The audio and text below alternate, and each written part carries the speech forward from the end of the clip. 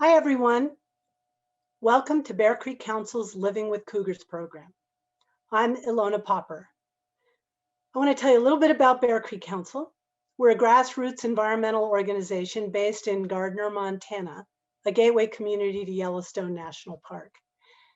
And we live in a uniquely wild area. Bear Creek Council's worked for 34 years to protect our environment, our wildlife, to prevent mining pollution, guard our rivers, and support our community. We've placed solar panels on our school and given out bear-resistant garbage cans and many other programs. If you're interested, you can find links for joining Bear Creek Council throughout this program. We are going to be taking questions and answers today, and I would suggest that when we do that, you use the gallery view in order to see all the speakers at once. But look for our links to Bear Creek Council and for information in the chat. But when you send us questions, we're going to ask you to use the question and answer feature. This is the second in Bear Creek Council's Living with Wildlife series, where we invite experts to speak about the animals, the specific species that we live among, or that people come and visit and move among as they hike. And so we're really focusing on how to live safely with these species, but also how to understand these species so you can do that. You can find a link in the chat to our Living with Wolves program, which ran on February 17. And we're going to have more information on a website, Living with Wildlife, that will have this cougar program, short videos on safety tips, and a lot of other information on wolves, cougars, and eventually on bears. Cougars, mountain lions, pumas, this is all the same species. It's the same creature. Today, we're going to find out more about living and hiking with cougars particularly. Now, our small town is surrounded by Yellowstone National Park, National Forest, and cougars, wolves, bears, elk, deer, pronghorn, bison. These animals are our neighbors. And they're interesting, they're complex, but they're particularly shy neighbors usually. I've heard cougar calls from my bedroom window. My neighbor has sent me remote camera pictures of the cougar that has been walking in our yards at night. I've also seen cougars in the wild, and I can talk a little bit about that perhaps in our program. I'm very lucky to have seen those cougars. The cougar that stalks around our yards at night, we never see that cougar. We've found no dogs missing, no cats missing. And that's partly because our neighbors know how to live with these animals. And that's part of what we really want to do here is talk about how to be good neighbors with these animals. Now, when I've seen the cougars, I was in their backyard. And I was not with a hound hunter, for example. These were completely wild sightings. And I was thrilled, but the cats clearly were not. For the most part, they ran as if I were a monster. So, and our speakers can get into a little bit of why that might be.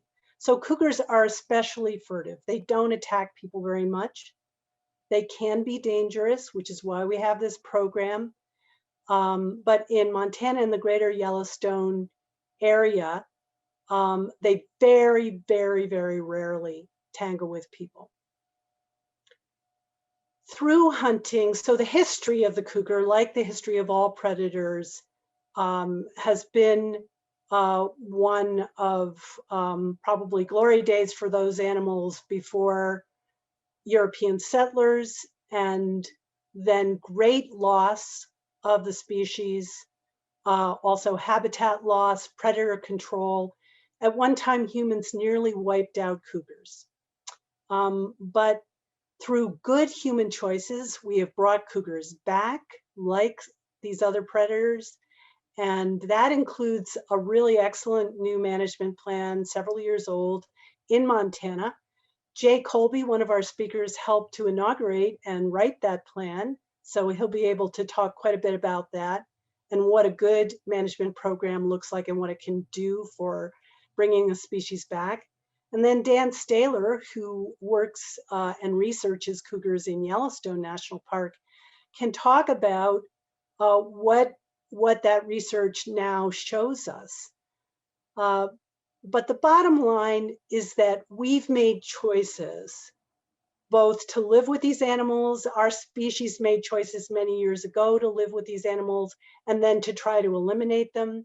And now we've made choices as a society, and we make choices as individuals about whether we're going to be living with these animals. And so this program is about how human ingenuity and tolerance may mean that cougars can hold on to their rightful place within their ecosystem and in our world, and what you can do as you make choices, whether you're traveling through cougar country, whether they're your neighbors. So I'd like to introduce my first speaker. His name is Jay Kolbe. Jay has worked with mountain lions. Let's see. He first worked with mountain lions 30 years ago while assisting a lion research project along Montana's Rocky Mountain front. He continued to work with lions and other cat species as a federal research biologist before becoming a management wildlife biologist for fish, wildlife, and parks in western and central Montana. In 2019, Jay wrote Montana's first mountain lion monitoring and management strategy, which serves to guide fish, wildlife, and park mountain lion management program. Jay, thank you for being here. Thanks for having me. Yeah, great. And just before you start, I want to remind folks that you can send questions in using the question and answer feature, not the chat feature, please. Jay, we're really looking forward to hearing what you have to say. Thank you so much. You bet. And just to clarify, I see there's some folks that are outside of Montana. The agency that I work for, Fish, Wildlife, and Parks, is the agency with management responsibility over mountain lions in most of the state. So that's part of what we do. So to start, I'll do a little bit of history. Montana contains some of the most productive mountain lion habitat in the world. We've done some recent research in western Montana and found that in some areas of the state, we have the highest recorded mountain lion density ever seen anywhere in North America. It's fantastic habitat. That said, unregulated hunting, predator control, prey depletion, all combined to nearly extirpate lions from Montana by about 1930. By that point, even pretty hefty bounties, think $400 in today's dollars for a lion. Even during the Great Depression, those bounties went unclaimed. Pretty strong evidence that lions were nearly gone by that point. The state eliminated bounties on lions by about 1962, and we've managed lions as a valuable game animal since 1971. Over that period, lions really have made a remarkable recovery of the state. They now occupy we think they occupy all of their historic statewide range. We've recorded legal harvest in nearly every county of the state. And Montana now regularly documents dispersing mountain lions that have gone to other western and even midwestern states. So lions are doing very well. Our best estimate is that there are now about 5,000 independent aged mountain lions in Montana. Lion hunting is a really important and valued recreational opportunity, and hunting lions with hounds accounts for about 90% of our annual hunter harvest. Hunters now harvest about 450 mountain lions per year in the state, which is actually pretty moderate, given the numbers that we think we have. That harvest rate is below the 14% intrinsic population growth rate for mountain lions in this part of the range. So we're even under that, under that harvest of nearly 500 animals a year, we believe we're seeing lion populations stable or increasing across the statewide range. Those lion hunters are some of the most vocal and effective advocates for lion conservation and have been since the early 70s. A little background on lion ecology for those that don't or haven't followed, aren't familiar with lion ecology. Those populations are extremely resilient to harvest. Researchers both in Montana, Utah, New Mexico have experimentally, intentionally reduced lion populations 50 to 60%, and then documented a recovery to pre-treatment levels in 3 to 5 years. It's really, really amazing how quickly lion population can recover locally after high harvest. That's due in large part to their propensity and ability to disperse, and you'll hear me talking about dispersal, how important that is to understanding lion ecology throughout this talk. Partly because they're so prone to disperse, lions are genetically well connected across Montana and neighboring states. We've looked into that specifically and found that there's very little genetic difference between lion populations, even those that are separated by thousands of miles. And that's just because the especially male lions are able to disperse long distances and set up home ranges very effectively. Nearly every male lion does disperse at independence and often over long distances. I worked on a research project in Western Montana, and over a 10-year period, every single male lion left that mountain range and set up a home range in some other area. Female lions are more likely to set up a home range closer to the mother's home range if there's a spot available, but males almost always disperse. That means, though, that about 30% of any of the overall lion population at any one time can consist of these subadult transient lions that have yet to establish a stable home range. And traditional methods of estimating lion populations often miss this transient cohort. We just didn't have a way to count them. You know, if you collar resident animals, you necessarily miss these transients and probably underestimate overall lion populations. The new methods that we've developed in Montana to monitor and count mountain lions do account for these transient lions and do a better job of estimating overall populations.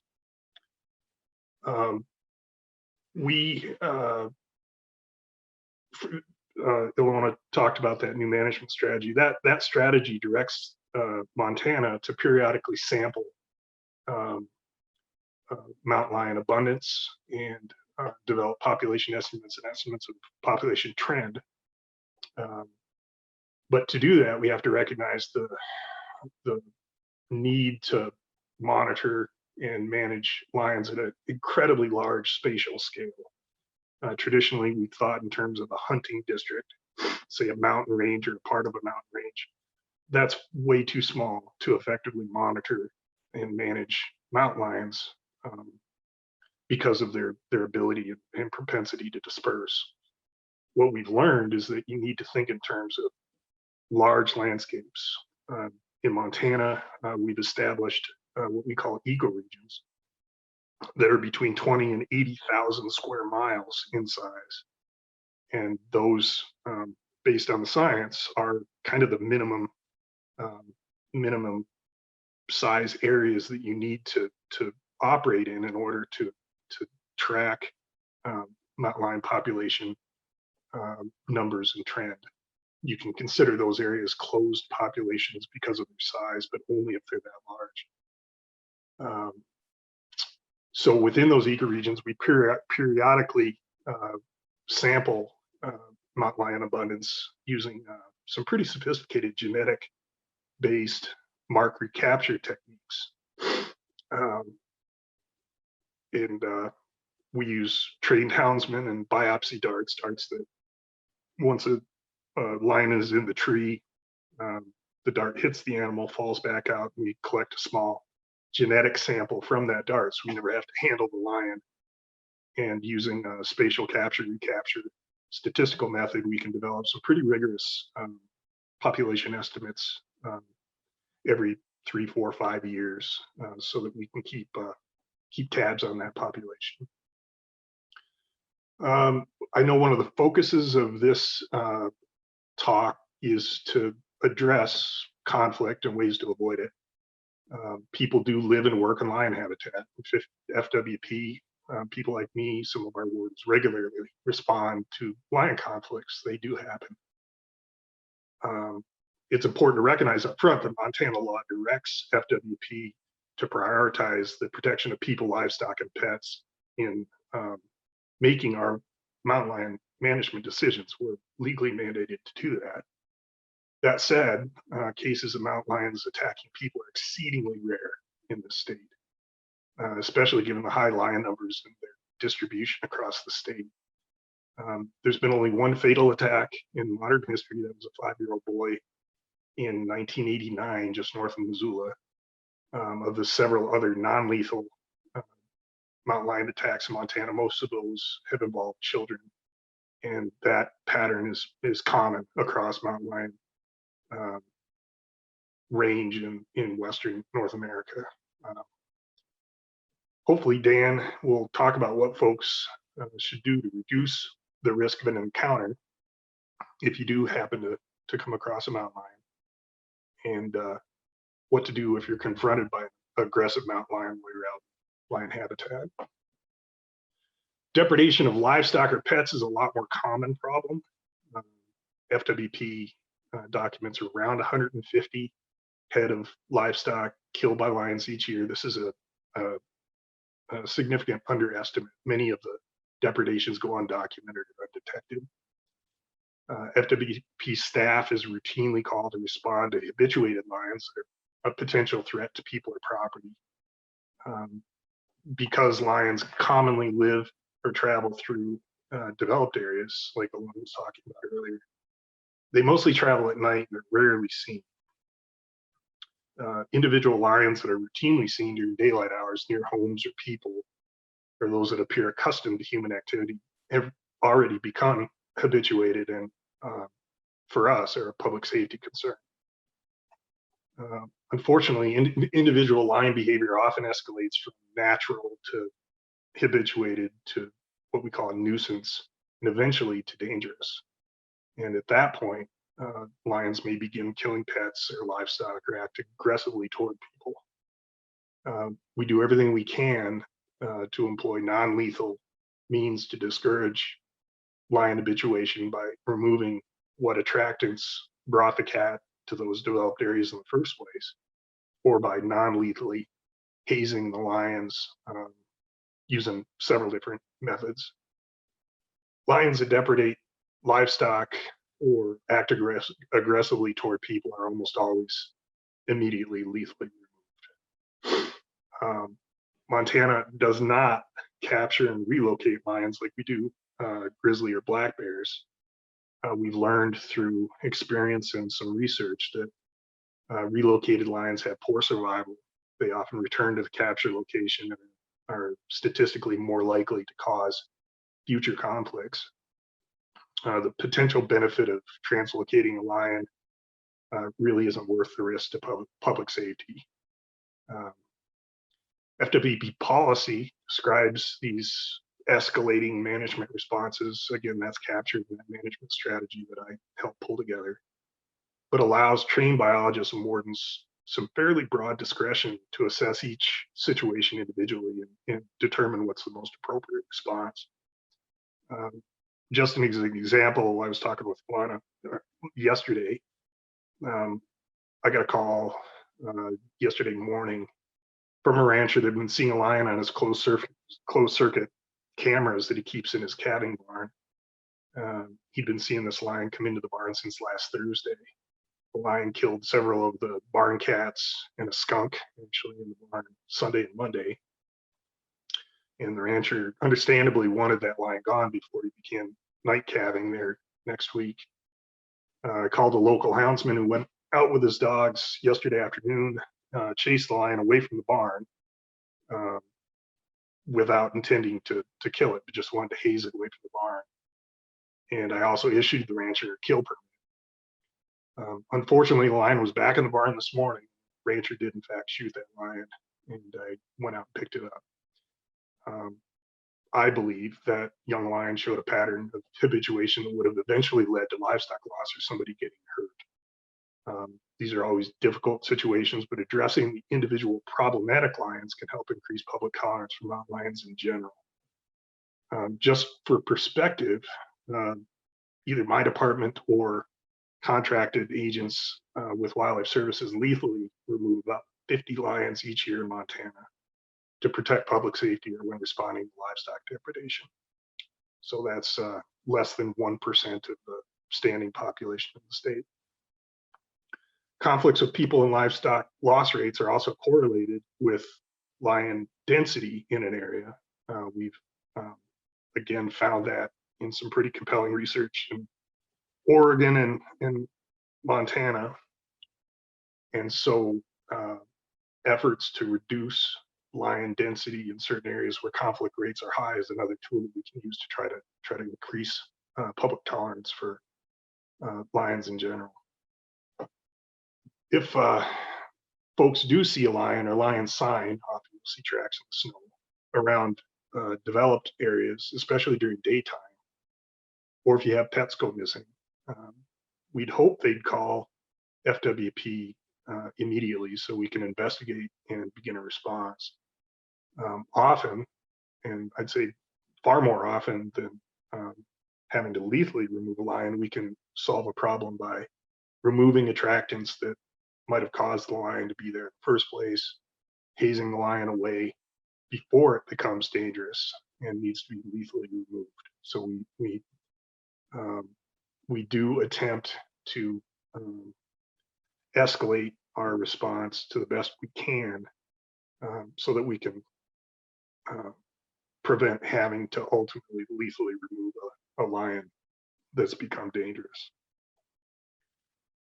With that, I'll hand it off to Dan, who has long experience in a much more busy area dealing with people and mountain lions. Thanks so much, Jay. And Jay will be back during the question and answer period. So we look forward to that. Both Jay and Dan will be visible during the question and answer period. And during that period, you're probably going to want to put your control on gallery view so you can see both speakers. I'll be there as well. So our next speaker is Dan Stahler. He is a wildlife biologist for Yellowstone National Park.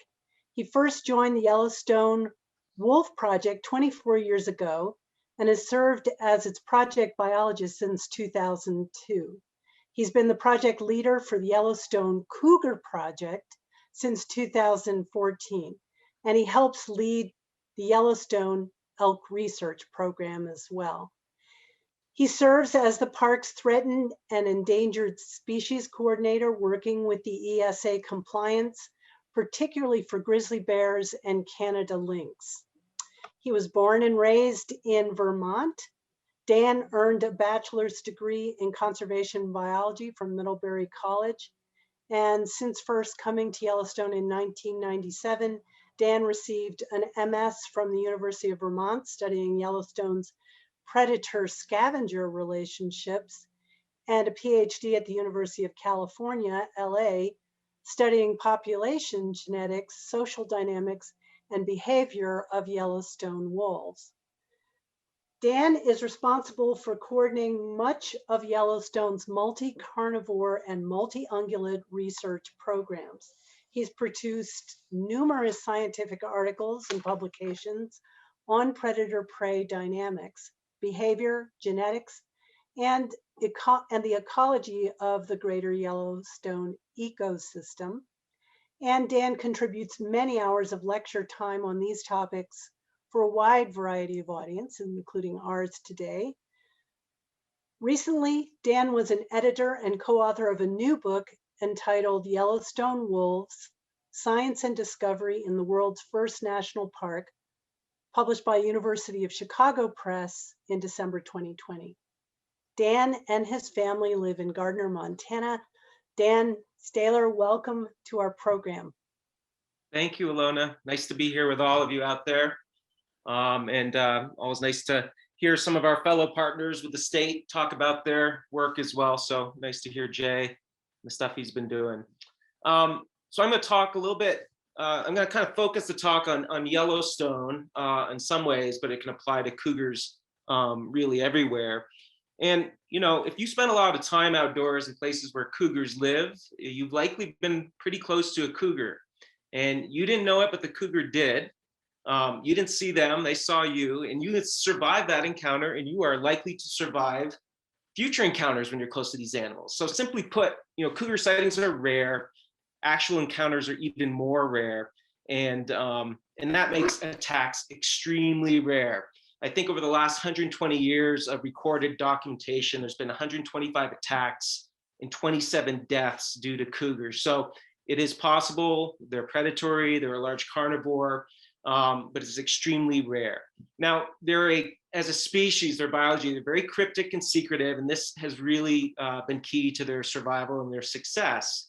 And you know, as a predator, they're different from wolves. Some of you tuned in last time, you would have learned more about wolves. Cougars differ in that they're ambush stalking solitary hunters. They've got incredibly powerful muscles, sharp teeth, retractile claws, and that really gives them quite an advantage to hunting prey, often that are up to 6 times their size. And these are prey with you know, very dangerous weapons of sharp hooves and antlers. So they can easily kill a human, and the fact that they rarely do really shows us how easy they are to coexist with. But if you look at the history of encounters now, we do see encounters with mountain lions on the rise in the western United States. And there is some data to show that there's increasing trends in conflict and attacks in the last couple of decades. And there are kind of 3 primary reasons for that. First of all, humans are recreating outside more than ever. You know, we enjoy our outdoor, we thrive. It's important to our health, our mental health, our physical health. And you know, just to use Yellowstone as an example, you know, we have over 4 million visitors a year over the last chunk of years here, and it doesn't seem to be slowing down. Humans also really love living in cougar habitat. Since the 1990s, 60% of home building and going on is happening in this sort of wildland urban interface. And so it's essentially cougar habitat. If you have deer or elk in your yard coming in and browsing on your plants and things like that, you are in cougar habitat. So, you know, we're much more up against where they are as well. And then, as Jay alluded to with Montana, you know, cougar numbers are very robust throughout much of the West. You know, we're kind of, you know, the conservation of cougars has been very successful, and we're seeing numbers, you know, healthy throughout many of the Western United States. But you know, despite all of these trends, you know, cougars do really well living in amongst people with far less conflict than we would think, given that they're around. So, you know, in many ways, those of us that live and learn and understand about cougars, they really aren't a big deal more than any other wildlife. So, you know, I live in Gardner, Montana, and every day I encounter wildlife: deer, elk, bighorn sheep, bison. They're in our yards. Occasionally wolves, cougars, and bears come through our small community of Gardner, as Alona mentioned earlier. And, you know, my drive up to my office in Mammoth Hot Springs, the park headquarters, on a daily basis, I'm dodging bison and elk and pronghorn, sheep in the roads. My field work puts me in close contact with all those animals, as well as at times close to cougars and wolves when we're doing our capture and handling. And, you know, in my 24 years living and working here in this place, my riskiest encounters with wildlife involved elk, particularly cow elk. Right outside my office here in Mammoth, in June, it can be one of the most dangerous places in Yellowstone to cross from here to one of the other buildings when you have to encounter those defensive mothers with their newborn calves. And believe it or not, I feel less risk during those times when I've been doing cougar capture with a lion charging down a tree, leaping over my head, just mere feet above me to evade me, to run away from me, than I do encountering elk and bison on just right here locally. So it really how we perceive risk in our daily lives and the fears and concerns are kind of shaped by your experience with these animals out there in the landscape. But while cougar sightings and encounters are rare, it is obviously wise to educate ourselves about their biology and to learn about these big cats. Now, if we look at the history of cougars in Yellowstone, it mirrors what Jay said of Montana's population. They were eradicated in the park by the 1930s. This coincided with the eradication of wolves. It was done through trapping and poisoning, the use of hounds in the context of cougars. And essentially by 1930, the cougars were no longer part of the Yellowstone ecosystem. And they really benefited by sort of targeted conservation efforts with the elimination of the bounties, like Jay said, in the 60s, and then in the 70s when they became a managed game animal. Along with that, coinciding with that, were increases in deer and elk populations. So they naturally recolonized Yellowstone National Park and the surrounding areas, sometimes in the 80s. And there is some research led by Kerry Murphy, really wonderful biologist who was the first to really look at that recolonization of Yellowstone National Park. He did his research from 1987 to 1994, primarily in the northern part of Yellowstone. Throughout Yellowstone National Park, seasonally cougars can exist. We've always kind of focused our research efforts on the northern part of the park because that is our stable year-round population. In the interior of Yellowstone in the winter, all the prey of cougars, the deer and elk, leave that interior because of those high elevation winter environments, and cougars leave, migrating out to the east and west of the park and south. But our northern part of Yellowstone holds cougar numbers year round. In the summertime, cougars could be virtually anywhere in Yellowstone. We really don't know what our summer presence is for population numbers. So we've always focused in northern Yellowstone in terms of our year-round resident population. Where we study population estimation, various techniques I can talk about later, predation patterns, multi-carnivore interactions. There was another study that took place. It was a wonderful experiment to understand that wolf reintroduction impacts and how that might affect the other top predator, the cougar. So Tony Ruth, she led that research endeavor from 1998 to 2006 to the Wildlife Conservation Society, and that provided a really nice long-term study to dovetail with Kerry Murphy's pre-wolf cougar study when they were first recolonizing the park. And then there was a gap in research, and the park picked back up the cougar program in 2014, again, focusing on predation patterns and population estimation using various tools and techniques such as non-invasive genetic surveys, remote cameras. We do use some GPS collars for predation work in multi-carnivore and predator-prey interactions. So, and there's a lot of great resources out there. For example, Tony Ruth produced this book 2 years ago, specifically comparing the pre and post wolf reintroduction years of cougars. So this is a wonderful resource for a lot of great information on the work that Kerry Murphy and Tony Ruth did. And I had the opportunity to work with both of them, wonderful people. And then we also write about cougars in the context of wolves in Yellowstone in our new book. And so this is another opportunity to pick up on some of that. And so there's some great resources out there. Now, specific to Yellowstone cougar encounters, we have a really good history of documenting these sorts of things. And we have had zero records in the park histories of a cougar attack or even an encounter where visitors felt significantly threatened. In fact, the last recorded event took place even before Yellowstone was established.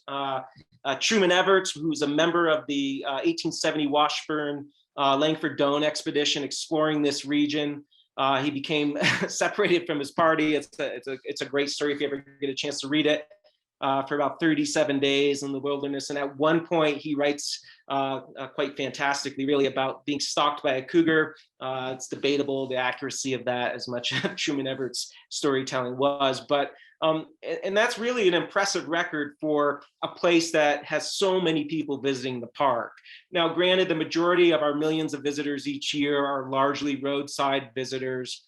But that said, over the last couple decades, between 40 and 45,000 people spend overnight, at least one overnight in Yellowstone National Park. Many thousands more are recreating on a daily basis. And we have just very few sightings of cougars and even fewer encounters. And out of those encounters, we've never documented anything that arrives to a level of a threat or a concern. And so, each year we get people reporting sightings. We always appreciate that. We encourage people to report cougar sightings. It helps us with our biological monitoring. It helps us with managing the potential risks. If we have to manage a carcass or move a carcass, a fresh cougar kill that might be near a hiking trail, things like that. So we always encourage people to let us know when they have cougar sightings. But it is a very fortunate experience for a visitor to come to Yellowstone and actually get to see a cougar. And each year, I feel like there's a handful of cougars that are spotted on a kill. Usually it's the wolf watching community that picks them up because they're out there with their spotting scopes trained on the landscape. Occasionally they glean information from a researcher or see us doing some of our capture work with hounds. I can talk about that later as well. But it's a really lucky experience. The first cougar sighting I ever had was my first summer here working on the Wolf Project as a volunteer technician. It was in the middle of the night during a den monitoring study. And it was like 2 a.m. out in Lamar Valley. And I'll never forget, it was a very exciting event where this cougar had just come across the Lamar River soaking wet, and it went up above the confluence of Soda Butte and Lamar, probably hunting bighorn sheep rams, which still happens to this day out in that area. But that's kind of the history of encounters here. But that said, it's really important we educate and understand what to do should you have a cougar encounter. Now, natural cougar behavior is that they're uneasy around humans. Like most wildlife, they're incredibly wary, fearful, and they usually move away. And they should not be approaching you. That would be unnatural behavior, or at least potentially predatory behavior. You do not want to ever see a cougar locking onto you and crouching in a stalking form. That is their predatory hunting behavior mode. And so those are the things you would want to be wary and look out for. In general, most cases of encounters that are kind of deemed defensive encounters in the Rocky Mountain West or other parts of Western United States are usually adult females with young. You may have seen that pretty interesting footage that went viral in the last 6 months of a jogger, I believe it was in Colorado. He recorded an encounter with his phone. He was out jogging and he ran into kittens on a jogging trail. And he immediately started backing up, and the mother came out and essentially pursued him, and he kept backing up. He did everything right. It's a wonderful video if you search for it on the internet. And I'll talk about what he did here in a second, but it's a great video to kind of show what you may encounter, what you might be worried about, and how to properly behave. And he safely avoided any physical attack during that encounter. But essentially, it's very similar behaviors as that we preach around wolves and bears in Yellowstone National Park, and that you want to keep your distance. For wolves and bears, the park regulations is 100 meters or 100 yards. Sorry, believe it or not, it is not set as 100 yards for cougars. And I think because there have been 0 encounters with cougars in the park's history, they never thought to put it into the regulations. It's probably something we should put in there. But I would advise also keeping 100 yards or more distance from cougars if you were to see them.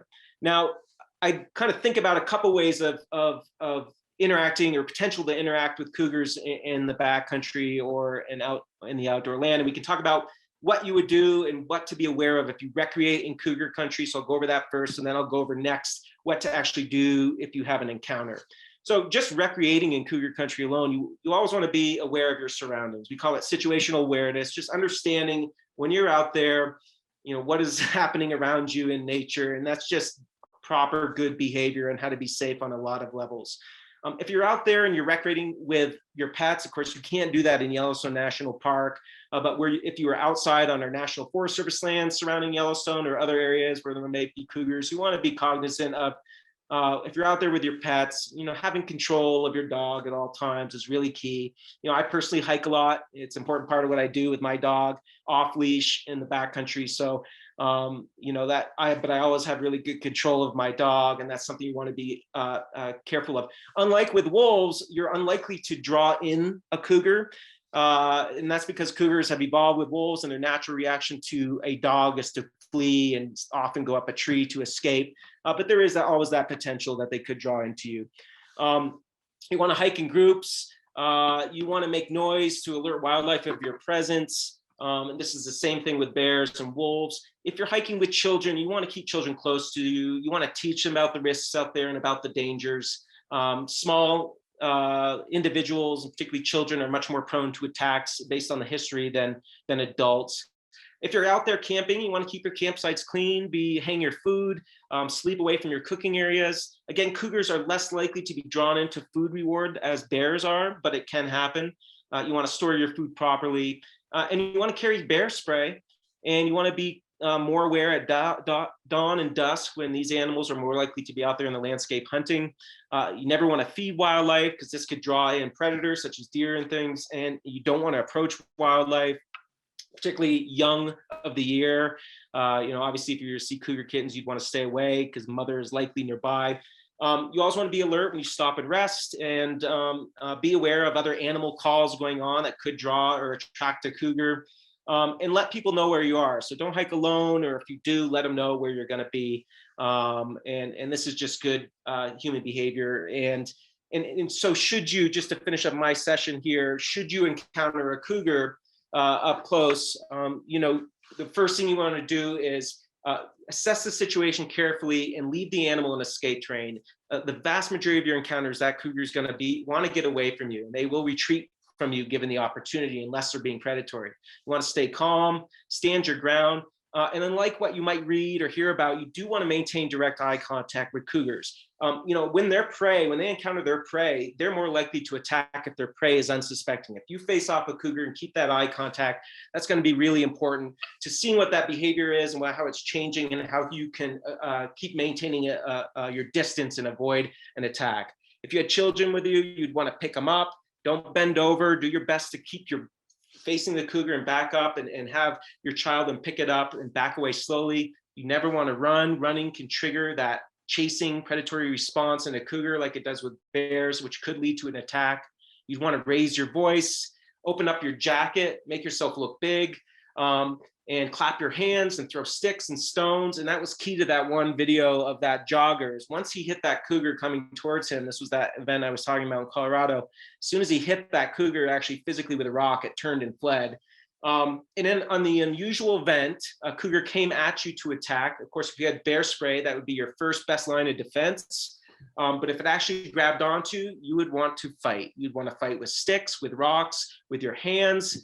When cougars are attacking their prey, as soon as their prey stops moving, they keep biting. But if their prey animal is fighting, they will often let go of their grip to regain position. So you want to take advantage of that natural behavior, and you would want to fight back. And there have been many, out of the handful of attacks that have happened, people have successfully thwarted, being killed by actually fighting back to those cougars. And that'd be an incredibly rare event. But that's sort of the list of follow through of what you'd want to do. And of course, you'd want to report your cougar sightings and any odd behavior. And those are kind of, key sort of patterns that we can apply to whether you're living with wolves or you're living with bears. And I think I've kind of used up my 15, 20 minutes here. And so I suspect as we open this up to question and answering, we can get into much more discussion about other aspects of either our research that Jay or I are involved with, are working with houndsmen and the houndsman community and things like that. So I think at this point, I will turn it over back to Ilona. Thank you, Dan. So just stay right there. And Jay, if you can join us, we have some great questions. And they're all so good. I'm having trouble picking which is first, but I'm going to start, I think, with follow up on the safety questions, and then we'll go to some others. And so I'm going to roll together a couple questions. You had talked a little bit about the nature of the cougar, how it hunts, the grappling claws, the being kind of stimulated by movement. And somebody was also asking in response to what Jay had talked about with a child being attacked and one child anyway being killed. Why are they targeting children is the question. And I know that I once was told that cougars target size when they're hunting, whereas wolves target maybe vulnerability more. So could you talk a little bit about when you're worrying about children, when you're fighting back with the cougar again, how does this come from their natural hunting behavior? A little bit of that. Great, And Jay. I can address that, Jay, and you can, if I'm missing something, you can jump on there. You know, wolves and cougars do share some similarity in that they do better with vulnerable prey. They're more successful with vulnerable prey. So size and vulnerability can go hand in hand. So while it's true, Alona, that wolves are more likely to prey on the old and the sick and the slower and the infirmed, if they can detect that through their running and chasing, and that's the wolves are coursing hunters. Cougars are still trying to avoid a risky encounter. I mean, they're capable of taking down a bull elk with antlers. We've actually had cougars get killed during hunts with both bull elk and bighorn sheep coming off cliffs. It's very dangerous for them to do it, just like it is with wolves. We think that cougars are slightly better at it. They're more efficient predators because of that ambush hunting. But back to your question, vulnerability is still important. And in this case, to your point, vulnerability manifests itself in the size of the prey. So in general, if you can imagine a cougar, hiding out along a trail, watching a group of elk come by, and given the choice between an adult, 500-pound cow or its, 100-pound calf, it's going to go for the calf. And so they're managing risk to feed themselves is certainly part of their biology as well. So the young child that's bent over, unaware of its surroundings because they're young and they're engaged in what they're doing is more likely to be selected as a potential prey in those incredibly rare events that they do attack a person. And so it is the size that'd be similar to them going for that elk calf hiding in the grass, or that deer fawn, or the fox, or the other smaller prey items that they often encounter when they're hunting. And can I ask Jay, can you review for us, how many cougar attacks do you know? I know you mentioned Montana, if you could repeat that number. And also if kind of in the larger world, how often do cougars attack people? I think when we talk about this scary idea that they might be looking at us sometimes as prey, not always, sometimes just defending their kids, but to remind ourselves how rare this is. Can you just remind us again, Jay, on that? Yeah, I think Dan quoted the more recent number, less than 130 in modern North American history. So that's, given the number of lions and the number of people and the number of years, that's pretty remarkable. Dr. Paul Beyer, it's been several years now, but he did a really nice summary, went through and described every single documented aggressive lion encounter. And that's how we know the fact that the children make up the majority of those historic attacks. We even see that bias in our livestock depredation records. About 75% of the domestic livestock killed by lions in Montana are sheep and goats. Small livestock are the prey selected by lions. And then, like Dan said, when we've done pretty intensive predator prey research, we see a strong bias toward deer sized game. And when you have larger ungulates like moose and elk, there's a strong bias toward calf elk or calf moose in prey selection. So it's exactly like Dan said. It's a cost benefit analysis on the part of the cougar, to where They're going to take the most vulnerable um, and least risky prey.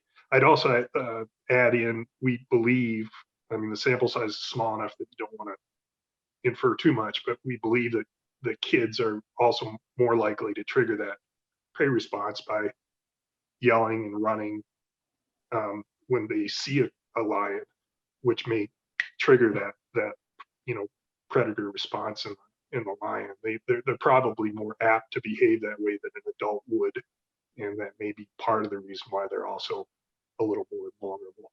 Great, thanks. So how much is human habituation part of this equation? Do humans habituate cats and therefore make them more dangerous, or is that less of an issue? That's been our experience. I mean, like I said, it's really remarkable to me, having had to deal with these incidents over decades, that you see this kind of clear pattern, this escalating pattern of behavior with lions. It's not always true. Sometimes something will just happen. Could you give an example of what you mean, Jay? You bet. Yep. So often I'll get a call from a landowner, a homeowner. Hey, I saw a lion, or I saw lion tracks. What do I do? Which is great. That's perfect. You'll often then, if you can't respond, it's just a sighting. You'll then get a subsequent call where, well, I saw him during the day, hanging on my porch, or it approached my picture window, or it was in looking at my chicken coop. And then it'll escalate to where, when confronted by a person, that lion would fail to flee. They become more and more emboldened around people. And then you'll see a house cat killed, or a dog killed, or you'll see a even more aggressive encounter. It just tends to be more of a progressive pattern of habituation as that individual lion becomes more accustomed to people. Sorry to interrupt you, but what is it that the people could do in those situations to prevent what they're doing to be adding to habituation or causing habituation? A few of the things feeding wildlife in Montana is illegal, but it does occur. And so, I've had many cases where people are feeding deer during the winter, feel sorry for the deer during the winter, concentrate those deer, and then, by God, there's a lion comes in. It's less,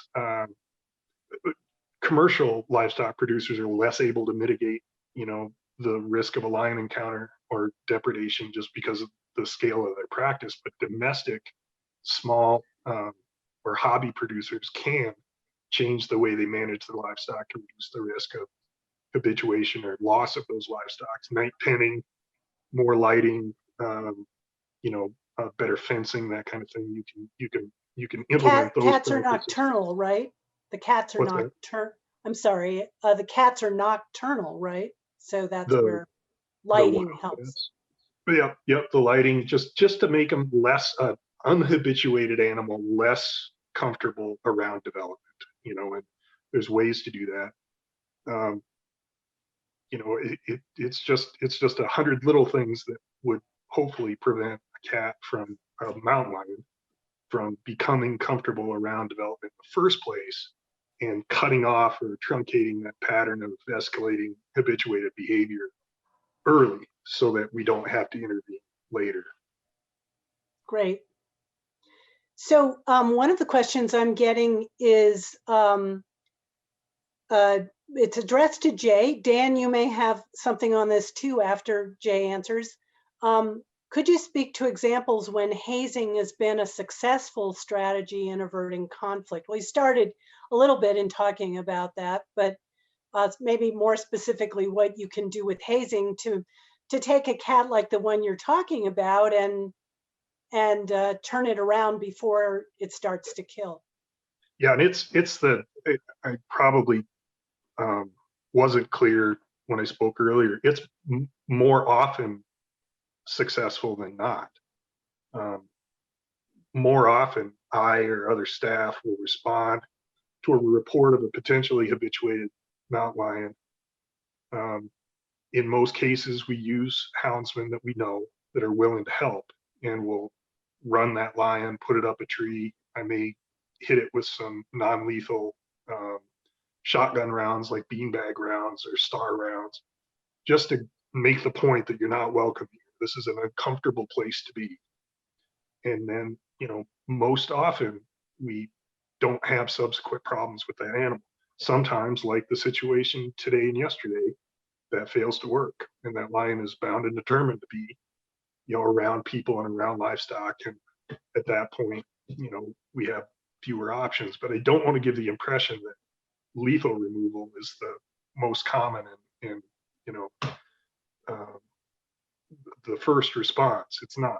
We try to employ these non-lethal aversive conditioning tools, and more often than not, that's all it takes. A young lion comes into a subdivision, first one he's ever seen, maybe, has a terrible experience, and goes on to more natural habitats. Great. Dan, do you have anything to add to any of this? No, I mean, we haven't had to do any management hazing here in the park. Obviously, we engage with cougars only up close with dogs when we're trying to capture and GPS collar them. And, so our goal isn't to try to make it a negative experience to keep them from coming back to that area. And in the context of what we're doing in the park, and I would imagine it applies to, outside of that human interface, and work that Jay and others might do outside the park, is that, on these natural landscapes, cougars usually come right back. There's many occasions where we've captured a cougar off a kill. That's our best way to find them. We collar it.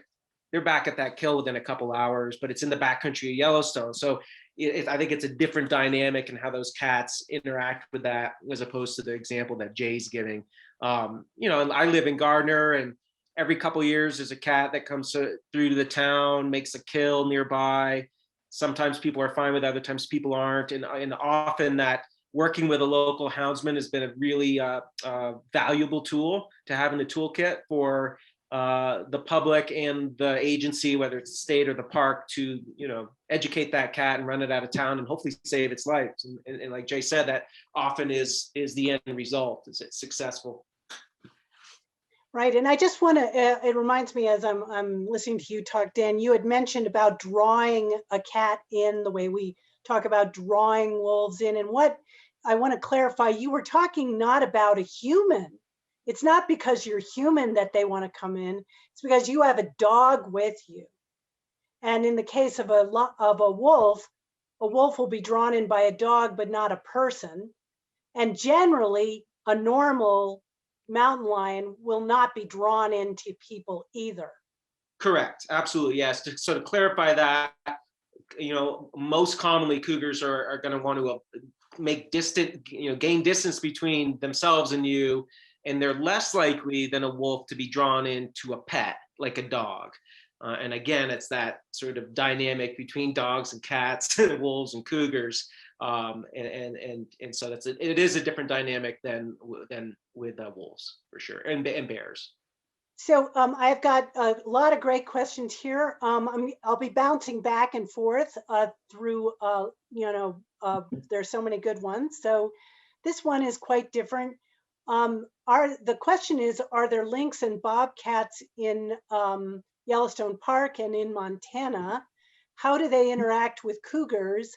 And I'm also going to add to this, I know Jay talked about some of his studies showing some of the social lives of cougars, both lynx and cougars. And Dan, you too, if you have things to say about the supposedly asocial cat, how it does interact with its own or other cats. So both of you on this one. Yeah. So in the park, we do have cougars, and right now we estimate our year-round population in northern Yellowstone is between the mid 30s and mid 40s. That's our last best estimate from a couple of years ago. We believe that's a stable population today. We have bobcats as well, primarily in the northern part of the park in lower elevation as you get into the Gardner Basin outside the park. But we have bobcats, you know, I encounter their tracks and we get them on our remote cameras. And occasionally there's people viewing bobcats, you know, hunting ducks over in the western side of the park on the Madison River. And then lynx, you know, we haven't detected a lynx here in Yellowstone since 2014, and that was a verified track that Jim Halfpenny was able to verify. There's been other occasional reports, but you know, the study on lynx that was done by Kerry Murphy back in the early 2000s only detected a handful of individuals. We don't believe we have a resident population, possibly a transient population. Our snowshoe hare populations aren't quite what lynx need as obligate, you know, snowshoe predators. They require snowshoe hare populations to have a persistent population. As far as their interactions, you know, it kind of follows a size thing. You know, cougars would probably displace bobcat in certain areas. They potentially prey on them. We've detected that over the years. And so that's kind of our current thing here. And then, yeah, the comment about social and the sociality of these animals. I mean, you know, I remember when I was working here on the Cougar Project in the early 2000s, 2001, you know, through radio telemetry and observations, we'd have a lot of interactions at carcasses and overlaps. Of course, males and females are interacting to breed over the course of a couple days when they do get together. A female cougar is, you know, we think of cougars as solitary, but a female cougar is a mother for probably 2/3 of her life. If she's a healthy individual and lives long enough, she's going to be cranking out litters every couple years. And so she commonly throughout her life is going to have dependent young with her for up to 2 years of their lives. So, you know, that's a little pack of cougars working around the landscape together. And you know, with GPS collars, it's really, I think, and remote cameras really opened up even a greater understanding of just how social they can be. For example, right now, we have GPS collars on 8 individuals in the park, both adult males and females, and we're watching daily males and females getting together and sharing a kill, probably breeding or courting, and then going off. We had 2 males overlap. They probably fought the other day, then they separated. And so social encounters are happening for breeding purposes, territorial defense in the case of males. Females are more tolerant of other females overlapping home ranges. They're often their relatives, sisters, daughters, things like that. Jay alluded to that earlier. But yeah, I think, you know, with remote cameras and GPS collars, we recognize just how much more communication, direct encounters, interactions cougars have. I mean, they are solitary in general with their life history, but part of that life history and their success and survival and reproduction and dispersal involves social interaction. So. And Jay, what do you? To the original question, I was actually lucky enough to lead field research on Canada lynx in Western Montana for almost 10 years. Collared, I don't know, even now, 120, 140 individual lynx over that period. Like Dan said, there's a kind of common ecological phenomenon where animals within a certain family, say felids, the larger species of that family tends to persecute the next smaller member of that family. So we've seen it, I think, in Yellowstone, some of the better data, that the wolves tend to kill or attempt to kill coyotes, but then will leave foxes alone. With lynx and bobcats, over the course of that long study, mountain lions were one of the primary mortality sources for Canada lynx. Over 1/3 of the documented mortalities that we found during the course of that research were attributed to mountain lion predation.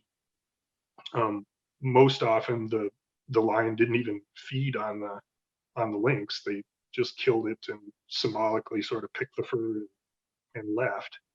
So there's just some propensity, some ecological trigger that when a lion sees a mid-sized cat like that, often kills that smaller animal. So to the extent that was the question, that's our experience. Yeah, and Jay, I'm gonna get to the other piece of that question because you talked to me about some of your research showing that adult daughter cougars who've become mothers may go back and visit their mothers, and sort of we didn't realize this. Is that correct? That They've made, I mean, some of the foundational research going way back into the early 60s, I think also in the park, began to document what the term for it is called phylopatry.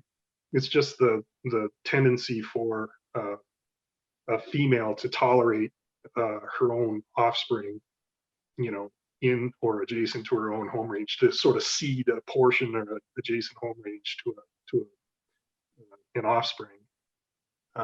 That's common in most felines, at least that I've worked with. We saw it with lynx. You know, I've had arrays of live traps deployed, 5-6 traps in one spot, and caught 3 generations of Canada lynx, you know, a grandmother and mother and her kittens, all in the same spot in the middle of winter. And you rarely see interactions between males and females unless, like Dan said, it's a you know, inadvertent encounter or a breeding event. With lions, males always disperse. I mean, I'm sure you could find an exception, but it'd be the rare exception where a male lion doesn't leave, you know, the home range of its mother and stay gone. And then in turn, other unrelated lions move in, and that's why we see such genetic connectivity between lion populations across the western U.S. You just have this, you know, the males are moving and setting up home ranges well away from their birthplace. right. So I think what you're saying is that when they do connect, when there is interaction, it's between females, then adult females and their mothers or grandmothers. Unless it's related to, you know, so I'll back up and Dan can help with this too, but the general pattern is a male will have a large home range. Some places it can be 100 square miles. I've seen 120, 130 in some places. Not always that big, but often. Within that male's home range, there's often 2 or 3 smaller female home ranges. So the male will tolerate a number of females within its home range. It will generally not tolerate another male. And you see the term for this is called strife. You'll see males kill other males within their home range. Often those transient, you know, males that are looking for a place, looking for an apartment. Those are vulnerable animals, and most often vulnerable to predation by other established males. But the males will tolerate a number of females within their home range, check in on those females over time, and that male is the most likely to breed those resident females within its home range. So I have a very different question here. The mountain lion's natural habitat is constantly being replaced with development. Lions are being killed and removed when trying to become part of a new world. The lions are forced to stay natural and survive in an ever shrinking habitat. My question is, what is the end goal for the lions? The current program, according to this person, is not sustainable. So do you guys have thoughts on that? And Dan, can I take that? Because I think my landscape is probably more applicable to this than yours. But yeah. I'd argue that lions are doing better now. I mean, despite that development, which is a challenge, but they're doing better now than they have any time in the last 120 years. We're watching, I mean, in real time, lions begin to reestablish self-sustaining populations in places like Minnesota, Michigan, Indiana, Missouri. We had a lion from the Black Hills of South Dakota get hit by a car within sight of the Statue of Liberty, and we're able to track that lion's movements across the upper Midwest and Canada until it got to the eastern seaboard. It's really remarkable, literally in the last 15 years, to watch a recovery of a species, a large predator like this, in areas that are even much more developed than certainly Montana. And I would argue that I'll live to see self-sustaining, healthy, and genetically connected populations of mountain lions in places where 20 years ago we never would have, had any inkling that they could recover. Part of the work that we do as a department, again, it's individually it's a messy business to deal with conflict and have to intervene occasionally. But I think of it as kind of negotiating a place for large predators in a human-dominated landscape, and by intervening, and that means occasionally having to remove a lion, you maintain and increase human tolerance for those large predators in those human-dominated landscapes. So I'd kind of argue a little bit with the premise, because we're seeing such an encouraging trend both in Montana, that recovery that's already occurred, and then as lions move east, they're beginning to really reestablish themselves in places that I never would have guessed they could in these times. Yeah, and I'll just add to what Jay's saying. I agree, particularly for our tri-state area around the greater Yellowstone, that is largely the case. There is concern as we continue to develop and humans encroach that there will be an increasing pressure on all wildlife, and that'll include cougars as well. But certainly the state of cougars today is really, really good compared to what was decades ago. Now, that said, you can go to places like California and the southern tip of Florida, and you do have cougar populations that are at severe risk of being lost. And that is a different human wildlife interface than what Jay and I are used to dealing with in our relatively spacious, open, rugged landscapes of Montana, Wyoming, and Idaho.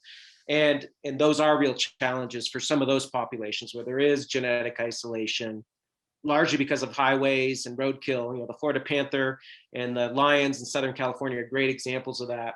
And so, there's a lot of tools being developed with wildlife crossings and ways that those areas of the country are trying to mitigate those negative effects on cougar populations. So, I would largely agree with Jay's point, at least in our region, that in the expansion that we're seeing with cougars colonizing new areas, that we're really fortunate with mountain lions compared to a lot of other species in that regard. So, and perhaps one way to think about this is that as long as we continue to choose to say that predators belong, and to create management programs like the one we have in Montana, then that, I think, is a bright future might be possible. Someone has also talked a little bit about whether corridors for wildlife would help, and ways that we develop. In other words, if our developments are more thoughtful, then we might concentrate people in certain places, keep more wildland out there. I mean, we know that it wasn't always looking this good, and there were reasons for that, and so we still have to keep making choices and looking at what we can do. As both of you admitted, development's a problem. Yeah, I mean, there's some great work being done as an example of that. They're discussing the possibility of wildlife crossing corridors on the California highway systems there outside of Los Angeles. We have a partner, William Freund, with the FSTOP Foundation in Florida, working with the Florida Department of Transportation and other folks. And they're integrating remote cameras and wildlife crossings for not just their Florida panther, but black bears and alligators and all sorts of species. And they're actually actively developing new road corridors with culverts and crossings. And we can see examples of this in other parts of Canada and the United States. And I think those will be key elements to, because the human population is growing, development is continuing, and wiser development. And like you said, I mean, ultimately, much of the success at reducing conflicts and risks with cougars are going to rely on us and our choices and our awareness and our education. And so we can have more managed coexistence. And if we can kind of stay ahead of that and not kind of think, cougars, a lot of cougars out there, they're doing great. Yeah, we have to still be on top of that moving forward. And so, tolerance and knowledge and understanding is all going to play key roles into that. So I have a couple very focused questions for Montana. They're pretty short and pretty quick, and I'm going to group them together. The first is we have somebody from Hamilton, Montana, who says she doesn't know who she calls to report if there is an encounter. She had a white-tailed doe killed in her backyard under the apple tree, and she couldn't figure out who to call about it. So maybe, Jay, you know who is in her area in the Bitterroot. And then there is a question both of you might answer, which is, do trained guard dogs work in deterring livestock depredations? And by the way, we've used the word depredation quite a bit. There's a difference between a cougar predating, which is eating its natural prey, and depredating, which is taking somebody's livestock. Yeah, do dogs work on depredation? And where can this woman in Hamilton, Montana, who should she call? I think I can start by saying she should call Montana Fish, Wildlife and Parks, but Jay, you might know who that is. And I do know the individuals, but the easier answer would be just call the Missoula office, 542-5500, and they'll put you in touch with either the warden or biologist that's closest to hand, and they can respond most quickly. But the first call should be to FWP, because we're equipped and prepared to respond to those types of incidents before they become a problem. As far as guard dogs go, we've had some luck. Producers have had some luck with guard dogs in reducing wolf depredations, but less so with lions. That just hasn't been a tool that's been shown, at least statistically shown, to be effective as specifically deployed. I'd looked into that a little bit when we were putting the strategy together and could not find strong evidence that that's a good tool. Okay.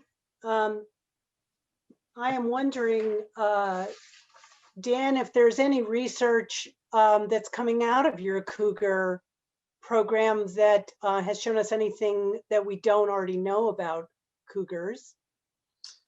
You know, I mean, I think where we're going with some of our work now is, you know, our two main questions here for the park, and, you know, it ties into, you know, our surrounding agencies that we try to collaborate with on some of this stuff, is just how many cougars do we have, and what are their predation patterns, and what is the resulting impacts on prey populations? I mean, that's a driving question for a lot of biologists studying predator prey, as what impacts are there on prey.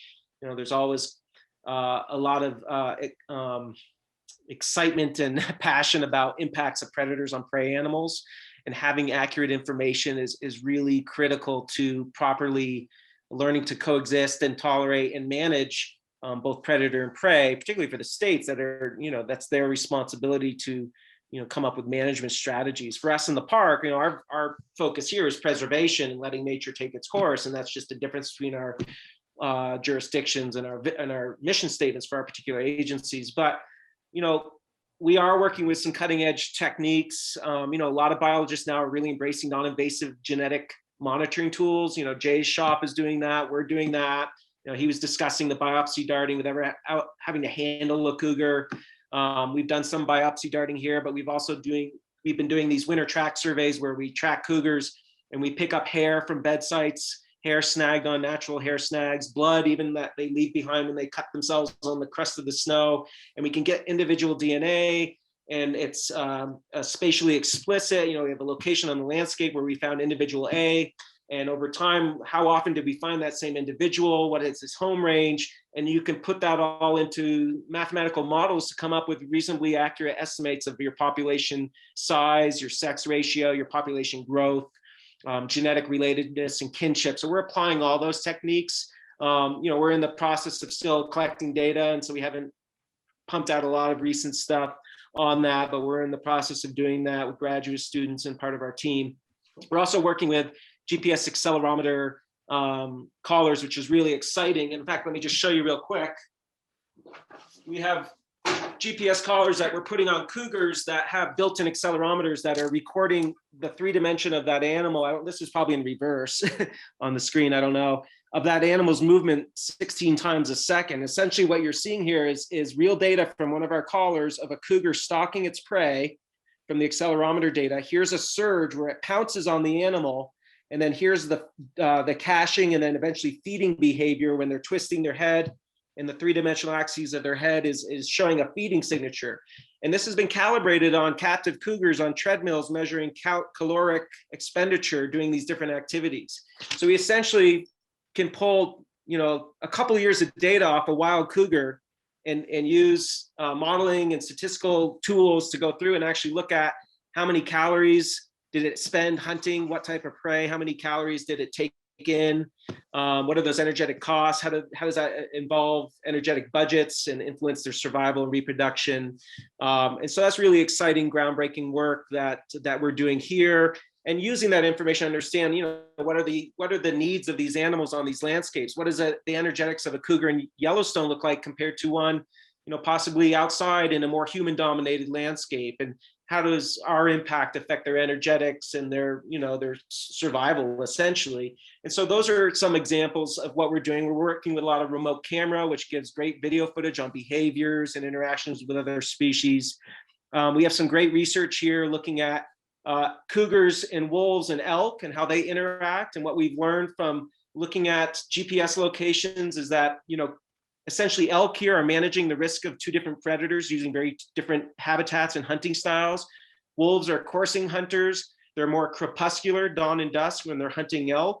And we've I'm shown— going to interrupt and say coursing means they're runners. Coursing means they're runners, correct.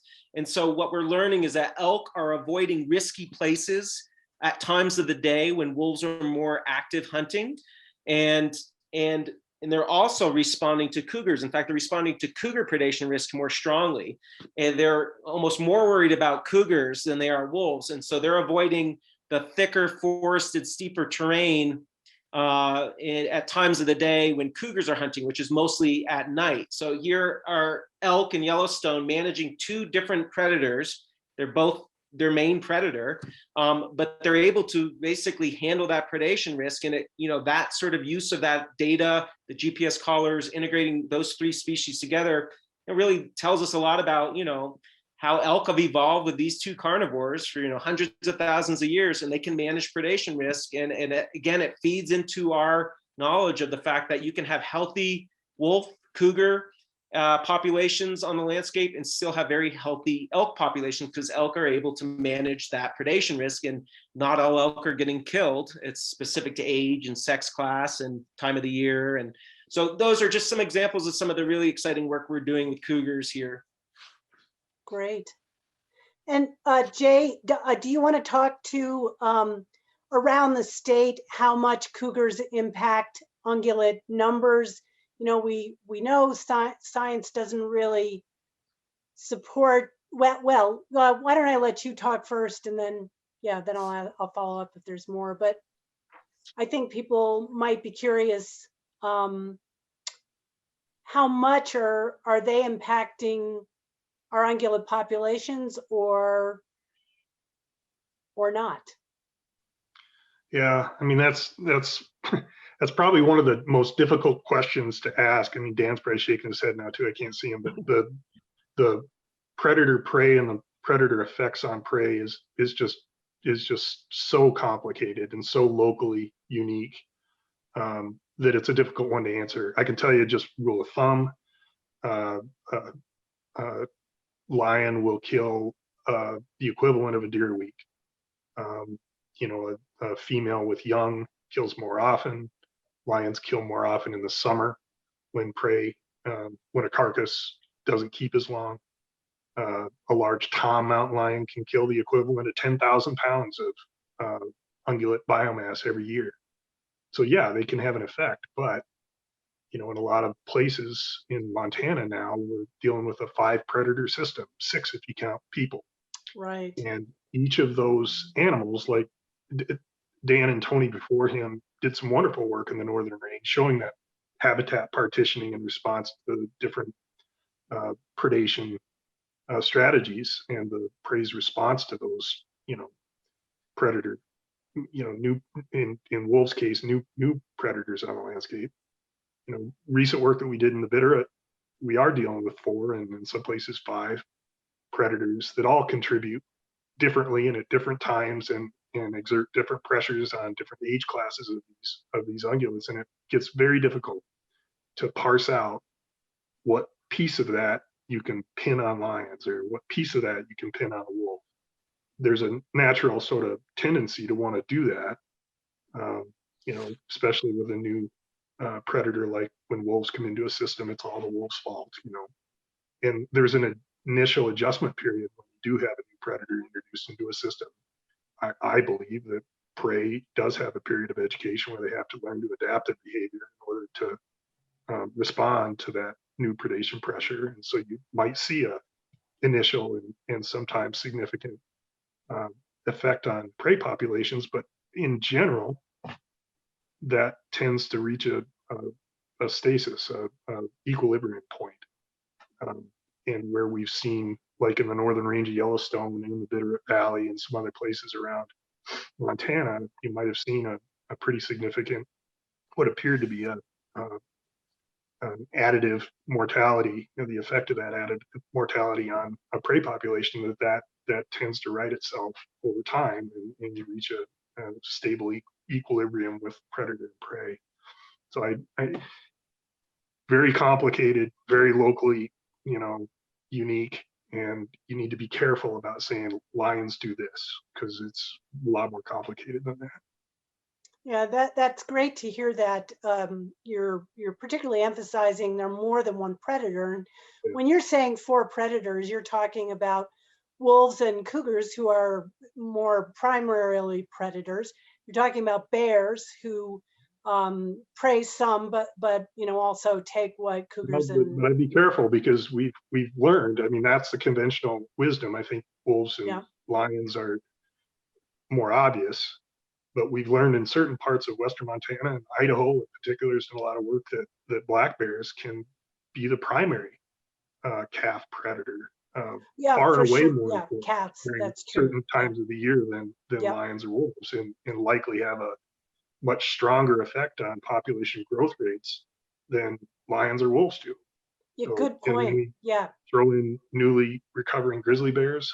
We've got grizzlies now in central Montana. Just in the last 4 or 5 years, they're beginning to come back. Coyotes can have a seasonal effect. And like I say, hunter harvest is another consideration that we need to factor into that math as we try to manage these herds. Yeah, no, absolutely.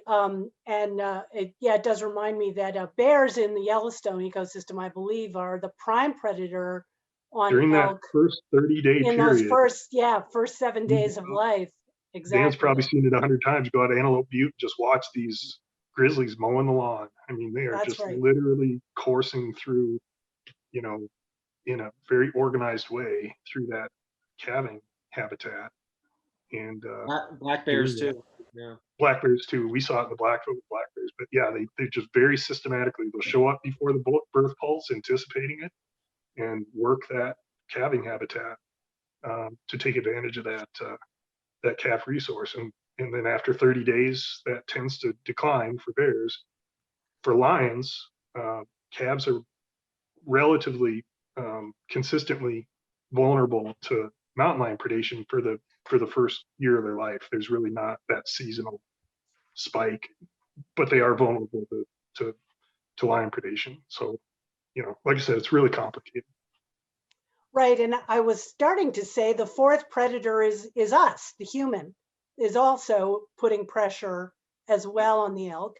And I want to add that, as was noted in our wolf Living with Wolves program, that most of our hunting units, the goal for the elk numbers are at or above the goals that we want to see. So the bottom line, I think, that both of you have been talking about is that the ungulates are evolved to live with these animals, and that should be able, generally speaking, to both thrive, the prey and the predator.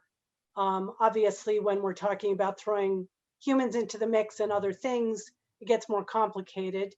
And habitat loss is another thing. I know the Bitterroot has been facing some issues with climate change and habitat as well. So you've got a lot of complexity, and that's your point, if I understand it correctly, Jay, that it's not one, you can't blame it on one variable, one culprit either. But I think I'm hearing that, you know, we have a good numbers of elk in the state. And also, as you're saying, Dan, the prey are savvy. Yeah, I think we underappreciate just how well all these animals are at coexisting with one another. I always like to say we can kind of have it all, and it really comes down to social carrying capacity. I mean, this is a reoccurring theme. You know, what are we as a society willing to tolerate for, you know, these large carnivore densities, whether it's in wilderness areas or in our backyards. It's very applicable to ungulates too. I mean, there's a lot of conflict with elk for, you know, certain segment of the populace of you know, trying to raise grass for their cattle or whatnot. So it really, a lot of these wildlife conflict issues, living with cougars, living with bears, living with wolves, living with elk, come down to us and our willingness to, you know, to tolerate, you know, what are we willing to accept? What risks are we willing to accept? And I think Montanans in general are pretty good, you know, with, you know, particularly in these small communities. I mean, I can just point to Gardner, Montana. I've lived here for over 20 years, and, you know, people are kind of used to wolves and bears, and cougars tend to seem to, for whatever reason, draw a little more fear. I think because, you know, we fear more what we know least about, and you just don't see cougars that often. So they tend to generate a little bit more of that concern, and we think of them as being more deadly to us than a wolf, which I think is potentially, you know, is true given the history. And bears, we seem to be pretty open-minded about bears in our community here, and it really comes down to our behavior, and you know, these themes can apply to all these large carnivores. Good point. So we have a lot of great questions that we will probably follow up on our website with some written responses. We'll still get some of the answers for you from Dan and Jay. So look for our Bear Creek Council Facebook page. Will have links. Also, if you were registered in this program, there will be a link to find all of this information. Before I make my last announcements, I thought I would ask each of you if you have a cougar encounter story of your own, particularly, or one that you've heard that, I don't know, that just kind of shows us the animal, sort of, or something you just remember and particularly.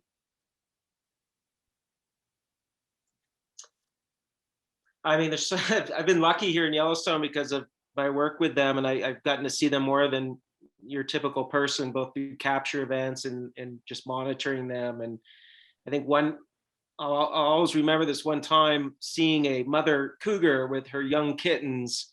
We were trying to we were doing predation work on her, and we were using telemetry, and we had located her on the other side of a drainage, I don't know, maybe a quarter of a mile away, and we're watching her, and she had her young spotted kittens following her along these logs, and these marmots were out chirping and giving their alarm call because they could tell she was in the area, and she was actively hunting these marmots. And but I really, you know, at one point during this event, she essentially went back to her kittens and she chirped to them. You know, they have these really unique bird-like vocalizations when they're communicating with one another. You've probably, if you spend time outside, you've probably heard cougars chirping and thinking it's a bird. And she chirped at her kittens and essentially telling them to stay put and hide so she could go hunt and get them food. And, you know, just to be witness to that, of a, you know, a mother cougar out there, you know, I think they're one of the most impressive animals, an adult female cougar with kittens, what they have to do to successfully raise those kittens. You know, those kittens will stay with mom for typically 18 months, but up to 2 years. And what she goes through, the energetics of what she invests in them, the risks she takes with wolves and bears living in a place like Yellowstone, and just how she deals with adversity on a day-to-day basis is just inspiring. And there's you know, hundreds of stories like that I've seen with these wild animals here, but it really makes me appreciate them and what they have to go through out there. And again, that's kind of more of that social aspect of a cougar. You know, they're not just out there by themselves staring into the space. A lot of times they're engaged with their young or their mate or their enemy, and they're just inspiring animals. Thanks, Dan. How about you, Jay? For me, I mean, mountain lions have been fresh out of high school. I was hired by the Forest Service out of Shoto to help on a mountain lion research project. And like I say, it was 30 years ago. It's hard to believe. And so I'm 19 years old, chasing hounds up Gibson Reservoir, and we ended up treeing a 194-pound tom, which for folks not familiar with lions is a heck of a big lion. That's about as big as they get. And was able to handle that animal to experience just how powerful, large, and impressive that obligate predator was, and then follow that animal through its daily movements. It really made an impression on me as a young man, and kind of solidified the my desire to pursue this as a profession. Literally, that experience was the seed that led to me making other subsequent choices and end up still doing this job today. So every encounter I've had with lions has been memorable, and I just feel fortunate to have had the opportunity to work with them over my career. Thank you. Thank you. You guys have really been wonderful, and I think giving us a lot of insight into the animals and your work as well. As I say, we're going to follow up on this. This is not done, so look for our Living with Wildlife series, the webpage for that, and you'll find stuff on cougars and on wolves. I do want to thank Northern Plains Resource Council, particularly for 34 years of help and collaboration with Bear Creek Council. And behind the scenes today, we had webmasters Matt Willey, who is our organizer through Northern Plains, and Claire Overholt, who's the grassroots outreach coordinator and a whiz on webinars and all things computer and online. You may become a member of Bear Creek Council by going to the link in our chat room. You can visit our Facebook page. And finally, I do want to thank our sponsors, Gardner Chamber of Commerce, Xanterra Parks and Resorts, Gardner Market, and Yellowstone Wolf Tracker. Their contributions helped us do programs like this and other programs for living with wildlife. So thank you so much, and thank you everyone for attending. We do plan to get to questions in writing that weren't answered live. Thanks so much.